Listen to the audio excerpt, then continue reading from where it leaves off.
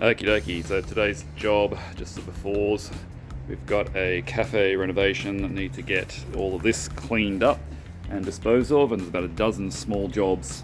The first one we need to do is reattach that top siding there, and then this space in here is a garbage room, and the old gate is gone, so I need to go buy, I'm going to buy a prefab gate. We'll cut that to fit into that space, shouldn't be too hard. Back room, we've got some plumbing cleanup to do. So under here, it's got to fill these are all food prep areas, so can't be any gaps in the walls. Got to fill that quite neatly under there. Coming around to the main shop. All right, we've got another bathroom in here. Oh, saws, I might use those. It's got more gaps. No, that one's actually all right. That one was probably there already. Shower's fine. I mean, look at this. Look at this beautiful, beautiful plumbing work that's been done, obviously, so that the drawer can close around the pipes there. Just, that's marvelous, marvelous plumbing. And all the cleanup that they've done too is just sensational. So, yeah, and this is mostly cleaning, I think. Otherwise, those gaps look neat and fine. Nothing wrong with those. Yeah, actually I don't have to do too much here, except maybe patch up that absolute god-awful mess that they have done to that poor drawer. I don't know what the drawer did to deserve that. Toilet seat that we can install onto there. There's a lot of work. Okay, main kitchen area, that leads out to the shop. We've got some more beautiful plumbing work in here. That one's not too bad, but again, food prep area, so they need to be locked for roaches. Where I've got my stud finder on the wall there, I need to install some of those butcher blinds, the clear flappy ones that are going to put an air barrier between the food prep area and another toilet bathroom in here. I haven't quite decided what I'm going to do with this. It's only the staff toilet. I'd like to put something across there, like a small cabinet, but I don't know if the budget will stretch that far, because it is a staff area. We might just need to fill these holes and then call that a day. I have 6 of these very budgetly made little lockers for the staff. They need to go in this area here, so I've got to build a small kicker to go underneath and find some way to attach them to the wall there, as well as, finish building them and putting little locks on them as well. Brought in most of the tools. I think I brought nearly everything, but there's a few things at home that I'll need to bring in for tomorrow. And we go upstairs. We fall up the stairs. Not too much to do up here. Again, this is only a staff area, not open to the public. And some more sinks and just gaps that need to be filled in under there. So really the main ones are the lockers and the gate and the drape, and then a whole bunch of little bits and pieces. See how we go. So now we've measured up, I've come back just to do a little bit of construction at the workshop, luckily not too far away. Just got a 45 set on with my lovely little Carbotech digital angle finder, hashtag sponsored. And over here we are doing the kicker. So this is going to be my kicker assembly. You won't see any of this. The lockers will sit on top of it.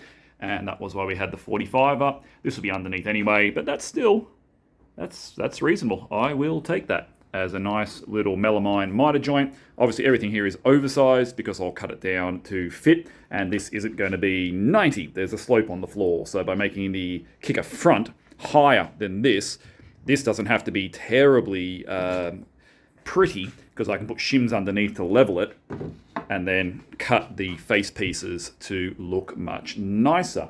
Other than that, I just need to grab myself some screws. I forgot to bring a few other bits and pieces. Needed to get the track saw out as well. And the big thing was that the Bunnings closest to the place I'm working didn't have the gate that I needed, so I have to go pick that up at a different Bunnings. So back at the cafe, and I've got my kicker. Take that inside. Bucket full of stuff, which also let me get rid of this. And the most important bit, we've been to Bunnings, we've got the gate and the jamb. So that's going to be the next job, is try and install this guy. It's a bit oversized. I have to try and make it fit that gap. The trickiest part will be it's 20mm too wide. So I've got to figure out where I can take off. I'll probably have to move a few of these screws, but not compromise the strength of the gate where the hinges need to go.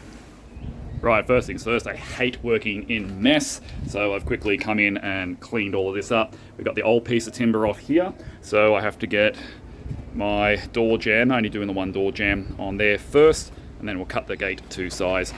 I'll clean all this up too, but it's hard to get rid of. There's no rubbish here, no rubbish collection. Annoying. Right, first stage of the garbage room door is done using these anchor screws from the Ram set. Honestly, they said a 6mm hole. I found a 5.5 went better. I had to plug the first one that I drilled because it was too loose. That may be my technique. So that's the jamb just on which I can screw the hinges. Right, so next the pre-made gate is 50mm too wide, which is annoying. And because of the hinges, I can only take half off each side. So I'm measuring my track in 25mm. Already cut that one off. And of course I only brought half the track, but we can do it in 2 cuts. And that should still give me the beef that I need on the supports to screw the hinges in.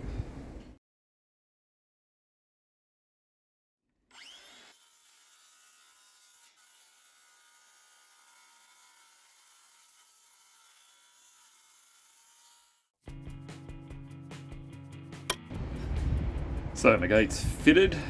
I'm not going to lie, there was a lot of stuffing around because of the way these hinges work and that I've attached them to this piece. They need to be at the same height, so I had to get a backer block behind because otherwise it would have fouled on this concrete edge. And yeah, that was less than ideal, but it is working smoothly now with only one small problem. Oh, look at that, that's lovely, isn't it? Yeah, except my gate's square. The bricks aren't. Gonna trim off a little bit of the corner.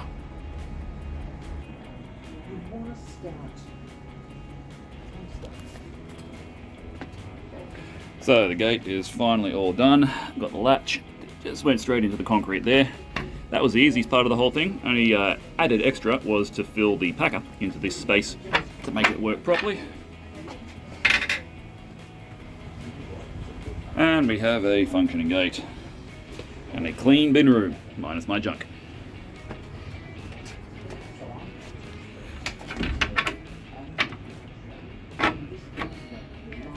Lovely.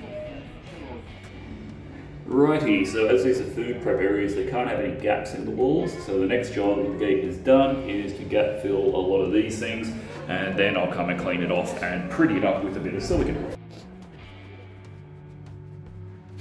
So yeah, lots of gap filling. I really hate expanding foam, it's so messy. It takes a lot of cleanup, but it'll get done. And now I have to clean up the mess, yeah, all of this sort of stuff, and put a dunny seat on. Where's my dunny seat? Oh, there it is. Yay. Clean, clean, ugh. So that's the gap filler there, just the expanding foam things. The other trouble is too, I've only used half that can, or can and a half actually, and yeah, now that's going to go in the bin because it'll go off before I need it again. Alright, excuse the noisy cafe next door. That was pretty easy. Insert, screw, tighten, soft close. Close, close. Yeah, I got work to do. So I whacked together the kicker that I assembled at home. I brought my box of shims. And would you believe this floor is actually very level. I have a 1.5 in there, and that corner is not square, but that's okay. Yeah, that's pretty good. So we've got the white melamine cut at 45, but we'll fit that right at the end. I've got to get these lockers finished to completion to build and stack them up there first.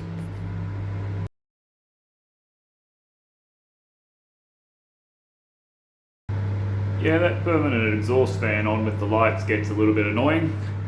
Get in there with the lockers, so they are now sitting nice and level on the kicker. I did lie, I actually had to go back and use a few more shims, so I did have to get that packet. This is what they're pretty much going to look like. I have some melamine over there to go down the bottom, as we said. The client will just paint off the edges of those. I needed to stick them down so that the locker locks would actually function. So trying a bit of liquid nails on the back, I manufactured this arrangement so that the bolt would sit, there it goes. I manufactured this so the bolt would sit nicely like there. So the next step is to install the latch and also tack nail on the backs of them with, yeah, that guy. There we go. Having fun, getting there. Dunsky. Alright, so that is all of the catches on, all of the backs are on. The only problem was the catches, of course, the screws were a few mil too long, so I have to quickly grind those off. Luckily they're going to get touched up with paint later. And then I've got to screw the 6 of them together so they form one cabinet. How's this for a win? Kreg 90 degree with the countersink 8 gauge drill bit getting into the back corners. That is just amazing to be able to do that. If you haven't got one of these little right angle things, this one is of course from Carpetech, #sponsored. Nice bit of kit. And now I can take it off there, put it on there, and drive the screws home. Pretty damn nice scribing using the AccuCut and my miter saw back at home. Tiny bit of white silicone when we glue all that together, and it's going to look sweet. So those are the lockers done to spec. I'm really happy with the kicker. The locks look okay. They'll look better when this bit here is painted. These are really cheap little crappy wooden lockers. I think they've actually come out quite well, all things considered. They're all tied together. What I think we're going to do, mostly to hide this ugly gap and also to scribe in along the back, is to make a nice wooden top, like something that's actually not looking shit. And that will also allow me, so one thing I need to do is this has to be secured to the back wall somehow. So I've got to ask the client if she wants straps going up above the tiles, or if she wants me to go through the back and through the tile, but I think that's probably not as nice. That strap will be able to be wide to be able to hide it behind a pot plant or something nice there. Yeah, really happy. That took a bit of work, a bit of problem solving, but yeah, came out super nice. So finishing those lockers has given my expanding foam time to dry. Now I just got to hack it all back and make it look pretty. 2 days completed at the cafe, and I think we've made quite a lot of progress.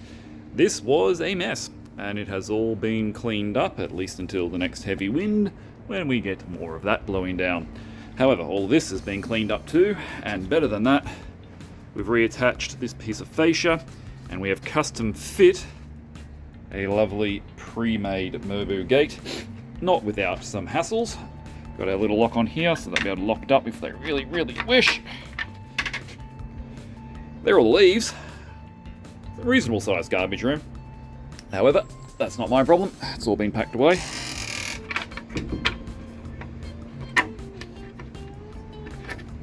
Really happy with that gate. Fits in very, very nicely considering how unsquare that frame was. So that was probably the big job. Then there was a lot of cleaning.